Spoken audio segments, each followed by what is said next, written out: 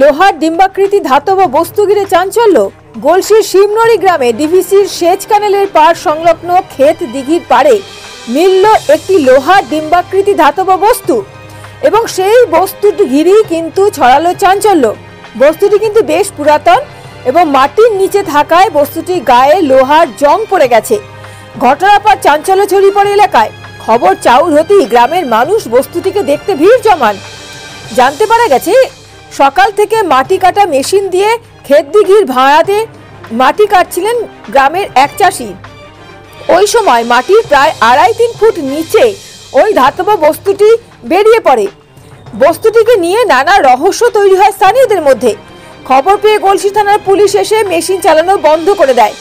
এরপরই স্থানীয়দের সরিয়ে এলাকা ঘিরে রাখে পুলিশ। পাশাপাশি পানাগড় সেনা ছাউনিতেও খবর দেওয়া হয়।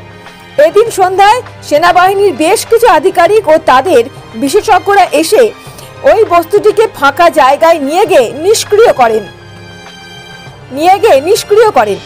নিষ্ক্রিয় সময় বিকট আওয়াজ হয়, হতচকিয়ে যান স্থানীয়রা। ওই 11:30-12টার সময় মাটি তোলার কাজ চলছিল জিসিপি দিয়ে। হঠাৎ করে একটা লোহা জাতীয় জিনিস বের হয়ে আসে।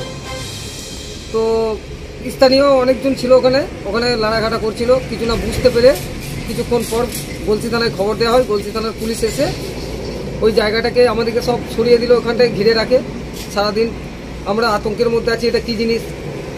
সন্ধ্যের দিকে হঠাৎ করে দেখা গেল পাড়াগড় বেশ ওই মিলিটারি ক্যাম্প থেকে মিলিটারি গাড়ি এলো। গাড়ি এসে আমাদেরকে আরও অনেক দূর 1 কিলোমিটার মতো সরে যেতে বললো।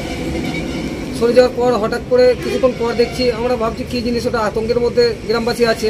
হঠাৎ দেখা গেল যে কিছুক্ষণ পর ওটা বাস্ট হলো। তা আমরা ভাবছি ওটা বোম জাতীয় কিছু, এরকম একটা ধারণা করছি, কিন্তু ওরা কিছু বলেনি কো। আর গলসি থানার পুলিশ সকাল থেকে ওই জায়গাটাকে ঘিরে মানে সব মানুষজনকে ফাঁকা করে রেখেছিল। গলসি থানার পুলিশকে অনেক ধন্যবাদ জানাই। প্রাথমিকভাবে জানা গেছে এটি একটি মর্টারের শেল। মর্টার সাধারণত একটি হালকা, সহজে বহনযোগ্য মাজেল লোডেড অস্ত্র।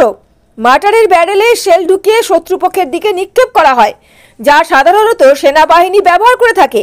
তবে সেলটি কিভাবে এখানে এসেছে সেই বিষয়ে তদন্ত শুরু করেছে পুলিশ সেনা আধিকারিকরা। Bureau report, mobile news 19।